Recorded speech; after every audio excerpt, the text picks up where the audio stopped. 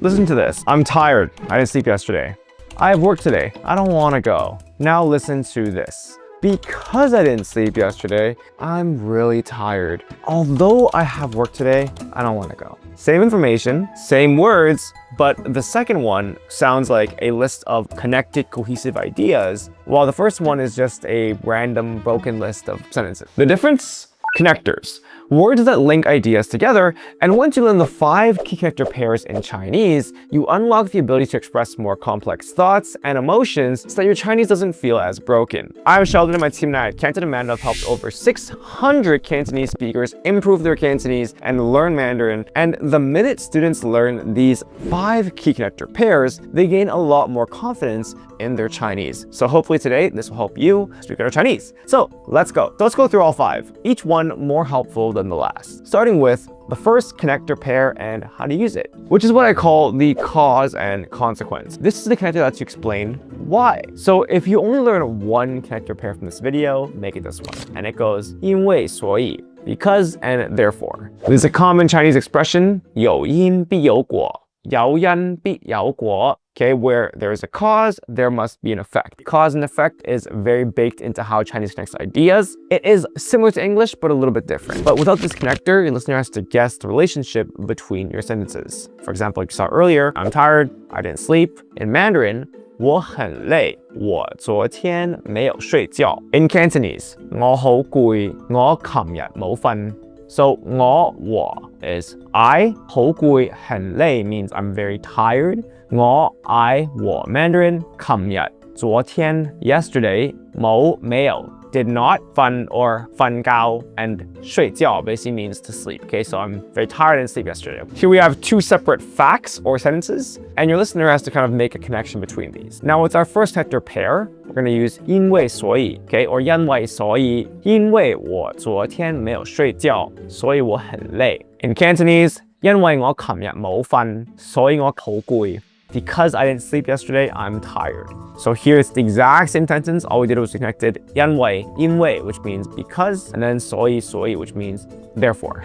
So without the connector, the listener has to kind of fill in the gap. But with it, the bridge is built. Okay, you have the cause and the result, which is now done. The placement is pretty intuitive. I mean, 因为, because goes in the same spot as because in English. The one learners struggle with is 所以, because English doesn't use both in the same sentence. You say because or so, not both together. You say, because I didn't sleep yesterday, I'm tired. Okay, notice it's missing that word connecting the 2 halves. But really what the sentence is saying is, because I didn't sleep yesterday, therefore I'm tired. And so English doesn't need you to put that in, whereas in Chinese, when you're using that full pair, it sounds more clear and complete, and it's never wrong. Native speakers sometimes do drop either half in casual speech. You'll hear 所以我很累 or 因为我没睡觉. But as a learner, using both is a very good habit, and then you can adjust as you go. Now, keynote, and the reason why I put this first, because it's the easiest, is because you can also flip the order. For example, in English, I'm tired because I didn't sleep yesterday. In Chinese, the same thing also works. So for example, 我很累因为我昨天没有睡觉我好攰因為我琴日冇瞓 Okay, you can flip the order, put the 因為 in the second part. But in this case, we don't need the 所以. Here's another example. 他不來了因為他生病了 In Cantonese, 佢唔嚟啦因為 because 他病生病 got sick, and then 了 indicates the action already happened, or it indicates change of state. So you can see here, you can put the 因为 after the result. Now in this case, you don't need the pair, and it perfectly resembles English, which is why, this is the easiest connector pair to learn. One more example, this one kind of hits closer to home, okay? So in Mandarin, 因为我外婆和外公只会说中文，所以我想学中文. In Cantonese, 因為我婆婆同公公淨係識講中文，所以我想學中文. So here we have 因為 because 我 Mandarin 婆婆同公公外婆和外公 grandma and grandpa both on my mother's side 淨係指 only 會 sit to know can have the ability to 說講 to speak 中文 Chinese 所以我 I 想 want 學 learn, and then 中文 Chinese. So by the way, this is a true story and it actually does relate to connectors actually. I wrote my grandpa a letter in Chinese before he passed away. And it was the first time I'd ever really been able to express myself to him. Not because I learned a bunch of new vocabulary words. It was like maybe 10 years ago. But it was because I finally had the connectors to link my thoughts together. And I'm gonna show you parts of that letter throughout this video so that you can see how each connector shows up in something real. Here's why this matters a lot. There's a hierarchy of what you can substitute in English when you're speaking Chinese. Because I always say, put in English when you don't know a word, that's fine. If the thing is, nouns are fine. 我很想吃 shawarma. I want to eat shawarma, it's cool. No one really cares. But connectors, 我很想吃 shawarma. Because 它很好吃, it sounds broken. And the reason why is because the moment you sub a connector in English, because, but, if, your brain wants to finish the whole sentence in English. You can't just slot them in and keep going the way you can with a noun, right? And so connectors are the glue. And so if you want to fix broken Chinese, you got to learn these in Chinese. Okay, this is really important because a lot of people say, I need to improve my Chinese and they focus on like noun vocab, but this is actually the bigger unlock because it helps you express yourself and link ideas together. It's actually totally fine to put nouns in English. It's fine. Anyway, let's move on to the second connector. How do you express disagreement or contrast? This one's important. I wish I had this when I was a kid because back then, I couldn't disagree in Chinese. Okay, I could only be polite. I couldn't fight with my mom and my dad. I couldn't fight with my mom on why I didn't want to do engineering. And when I tried to explain my point, I couldn't do it to her. And the next thing you know, I had a 4-year engineering degree that I didn't want under my belt. Connector number 2 is all about disagreement, which is 虽然但是所以 although and but. Without it, you can only agree or disagree, but with it, you can do both in the same sentence, which makes you sound more mature. You can always play devil's advocate. Let's look at an example. This is expensive, very tasty. 这个很贵，很好吃. In Cantonese, 呢個好貴，好好食. 呢個這個 this 好 very 貴 expensive 好很好 very 吃 sick very good. So which matters more? Okay, the price or the taste? And what is the relationship between them? Now let's add in the 虽然但是. Okay, so in Mandarin, 虽然这个很贵，但是很好吃.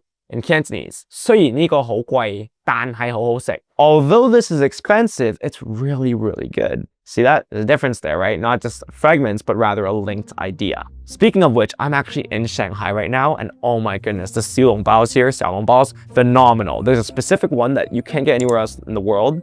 No ones are actually about the same as North America, in my opinion, but there's one that is pure crab roe inside. Oh my God. This one over here, it's pure crab roe. So there's no meat. It's pure crab roe. This one is 虽然它很贵，但是很好吃. Very freaking good. I've never had anything like it before. Pure crab roe. I'm telling you right now, once you get fluent in Chinese, because you need Chinese to be in Shanghai, like you can't live, it's considered an international city. Trust me, no one here speaks English. Anyway, get off my foodie belt for a second. Okay, now, going back to the first example again. So notice in English, we only used one connector word, okay? Although this is very expensive, it's very tasty. But once again, in Chinese, we use 2. 虽然但是, although this is very expensive, but it's very tasty. We have to put that in Chinese. Now also note, by the way, the but is different in Cantonese and Mandarin. 但是 in Mandarin, 但係 in Cantonese. And the reason why is because Cantonese and Mandarin, very similar languages, but sometimes just use different words, kind of like British English and American English, right? Tube versus subway, you know what I mean? But overall the same, which is why if you're a Cantonese speaker trying to learn Mandarin, you should notice that a lot of these sentences sound very similar, and that's because they're very similar languages. And so that's why if you are a Cantonese speaker, even if you can only speak a little bit, as long as you have at least a little bit of background, you can learn Mandarin way faster, and you don't need to learn using like the traditional methods. And so we have a free guide, my gift to you guys, down below that shows you exactly how to do that. It'll show you how you can improve your Cantonese while learning Mandarin, and the best part is it works even if you can't read or write a single word of Chinese. My gift to you guys, link down below, check that out. Now one more regular example. This is my motivation for you guys, okay? 虽然中文很难，但是我不会放弃。雖然中文好難，但係我唔會放棄。雖然 although 中文 Chinese 中文很難好難 very hard， 但係 but 我 I 不會唔會 will not 放棄 give up. So here we have 2 sentences. 中文很難，我不會放棄. And we link them with 雖然 and 但是 here. The key with connectors is understanding the logic and then substituting the equivalent words for that logic. And what I mean by that is that Chinese has multiple words for but. You can swap all of them in, no problem, right? So for example, you could say 虽然中文很难，可是我不会放弃. that is fine as well. 虽然中文很难，不过我不会放弃。虽然中文好難，不過我唔會放棄。All of those are just synonyms for the word but, really minor nuances of when you use one versus the other.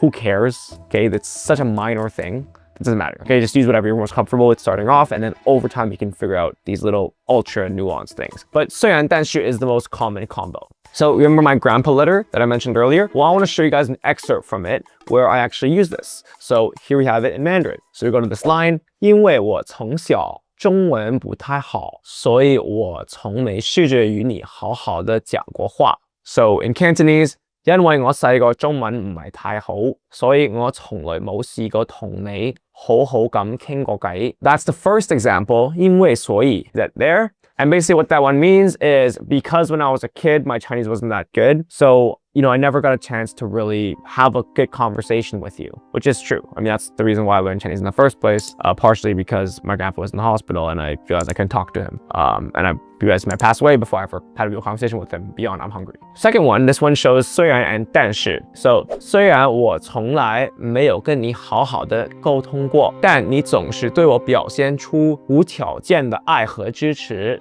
Although I never properly communicated with you, you always showed me unconditional love and support, which is true. I mean, he was always smiling at me and being like, hello. And then I would just kind of like, hi, grandpa, everything good, ho ho. And then that was it, because I couldn't have a conversation with him. So now in Cantonese, you'll see it works the same. 雖然我從來冇同你好好咁溝通過，但你成日對我表現出無條件嘅愛同支持. So that's two connectors. Now let's move on to the next one. This one's really powerful because let's talk about things that haven't happened yet. Which is number 3, condition and result. Okay, this one's really useful because you talk about cause and effect, play devil's advocate, and now you talk about conditionals. Okay, so this goes 如果, 就, if and then. Okay, it's your if and then clause. You probably heard this very from your parents 100 times if you are Chinese diaspora. So without this bridge, plans sound like commands. So for example, without connectors, you have time, we go eat. 你有時間，我們去吃飯. In Cantonese, 你有時間，我哋去食飯. 你 you 有 have 時間 time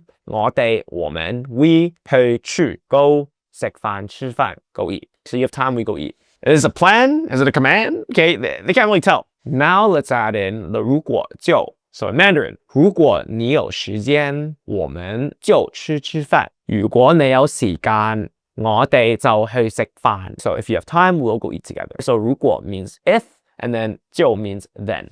Now, key thing here, once again in English, we have if you have time, we'll go eat. We don't need the then. In Chinese, the 就 fills that role. Listen to the difference. 如果你有时间，我们去吃饭. Understood, but sounds like you left something out. Whereas 如果你有时间，我们就去吃饭. And now it clicks, right? And so the key thing, and this is a very tricky one for people who don't have a Chinese background, is what does that 就 actually do? What does that 早 in Cantonese? So what it does, and this is a very important word in Chinese, is it's a grammatical marker that ties the result to the condition. So given what I just said, this naturally follows it. Without it, the sentence is understood. You expect that word there, okay? It's the glue that makes the conditional feel complete. So it ties the result to the condition. And sometimes you'll actually hear native speakers actually drop the 如果 entirely and just use the 就. So for example, in Mandarin, 你来，我们就吃. If you come, then we eat. Cantonese, 你嚟，我哋就食. If you come, then we'll eat. Whereas without it, it just becomes 你嚟，我哋食. You come, we eat. Now with that 就 in place, it says, you come, then we eat. And it implies an if as well. So even though we don't have the 如果 there to imply that if, it was still implied with that 就 there. But normally you would use the pairing, especially when starting off.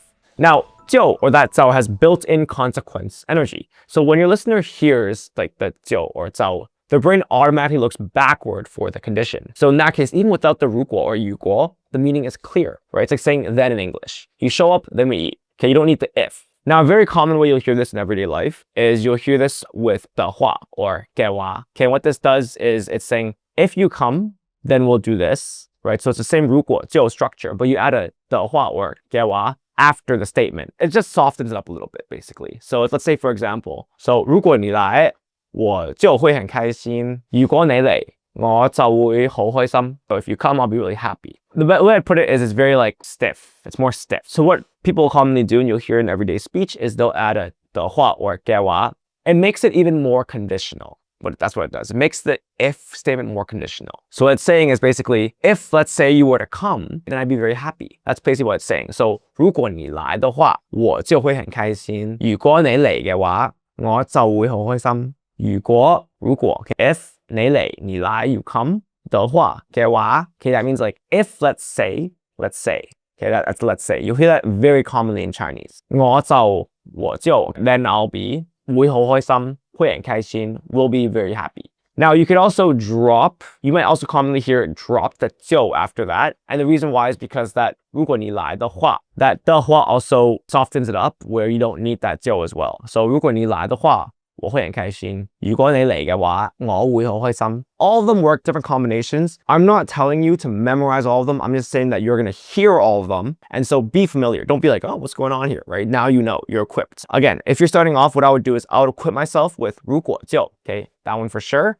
And then get used to 的话 because 的话 makes you sound very casual. So now, surprisingly, this structure wasn't actually in my letter. I didn't realize it. But yeah, the letter was more reflective. I guess there was less conditional. The way I use my letter would be 如果我小时候有好好學中文，我就可以跟你講更多。如果我細嗰陣時有好好學中文，我就可以同你講多啲。So basically saying, you know, if when I was small I learned more Chinese, I would have been able to speak to you more. Even though it wasn't my letter, I promise you it is very useful phrasing. So now we have 3 connectors. You can explain why, you can push back, and now you can hypothesize. You know, maybe that's why I didn't put it in, because you know, you don't want to hypothesize with a guy who's on his deathbed, right? It's like a little bit weird, you know, it's like, it's reflective.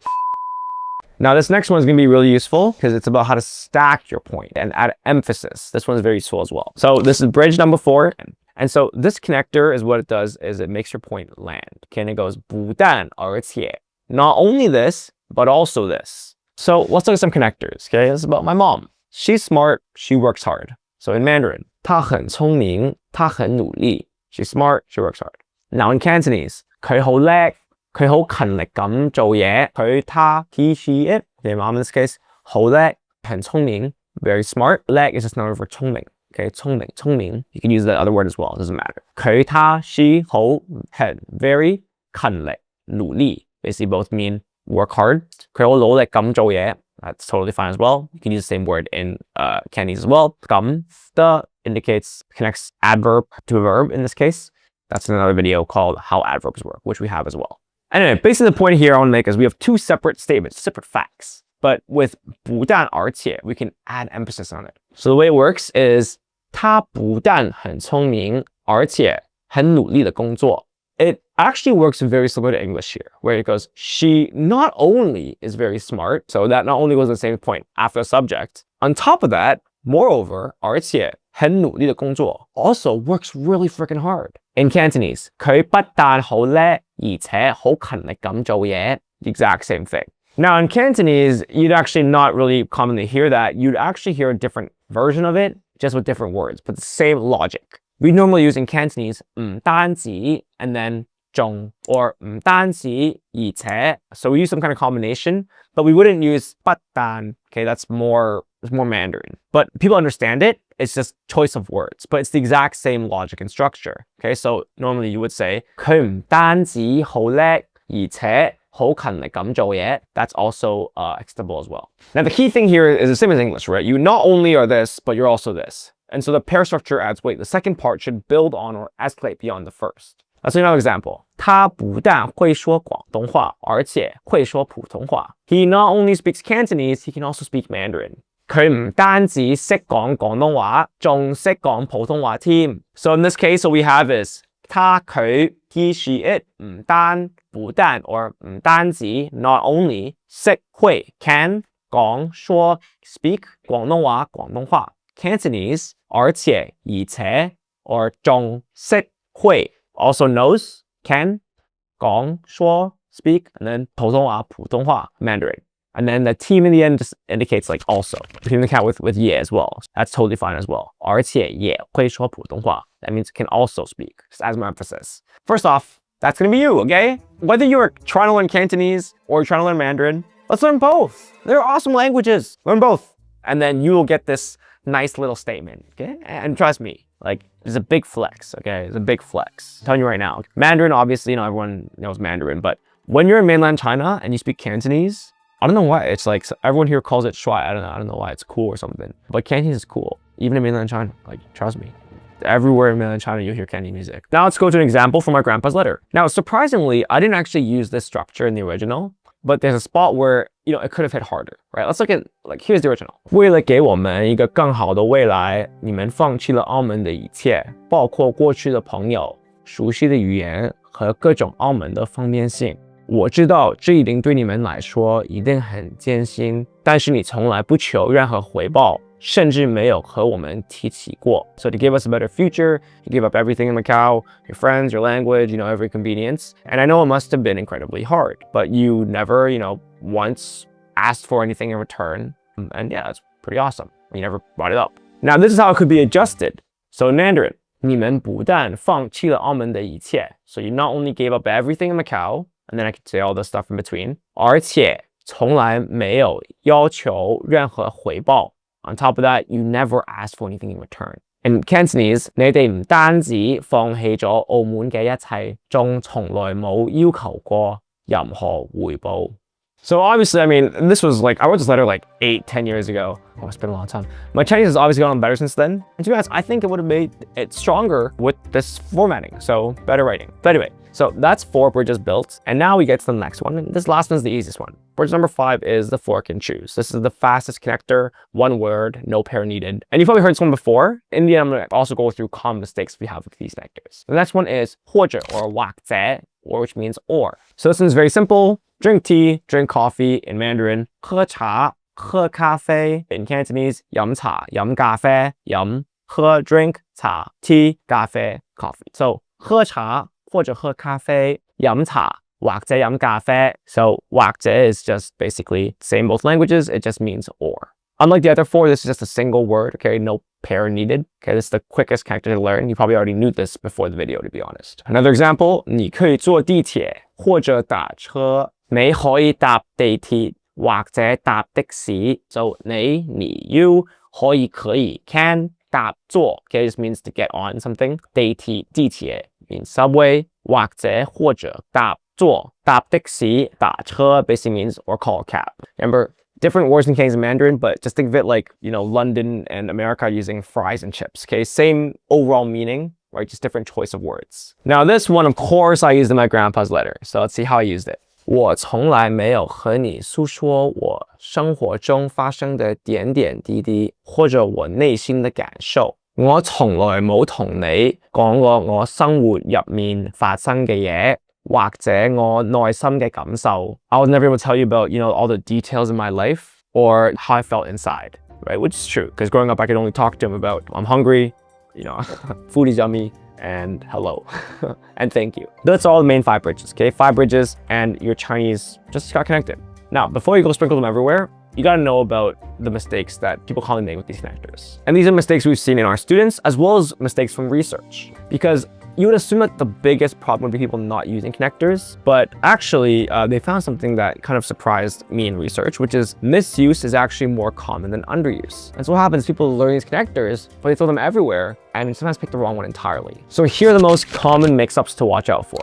因为 versus 虽然, because it's raining, I brought an umbrella. That's 因为, cause and effect. Although it's raining, I brought an umbrella. That's 虽然, completely different meaning, so it's different. 但是 versus 所以. I'm tired, but I slept well. That's a contradiction, which makes sense. I'm tired, so I slept well. Okay, that makes no sense. But people typically use 所以 there by accident. Another mistake is 或者 versus 还是 or 或者 versus 晚是 or 定係. So 或者 is normally used as or, but only for options. So in Chinese, we have an or for questions, and we have an or for just statements options kind of thing. 或者 is for statements options. For questions in Chinese, we use 还是 in Mandarin or 定係 in Cantonese. So for example, do you want to drink tea or do you want to drink coffee? 你要喝茶還是咖啡? You want tea or coffee? Or in Cantonese, 你飲茶定係咖啡? Or for questions. Now if you're saying, I want tea or coffee, in this case, it's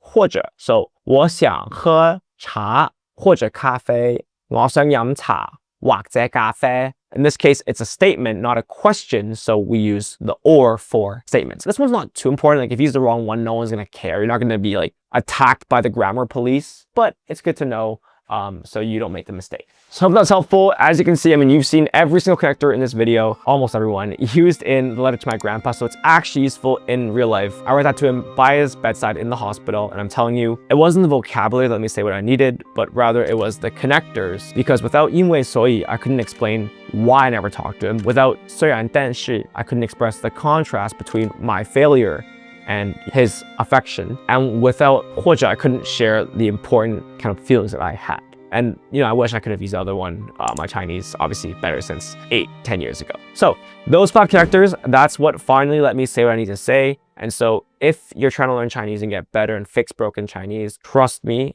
do not focus on nouns. Okay, nouns will come, right? But there's a million nouns. But if you can just get these connectors down, you'll fix broken Chinese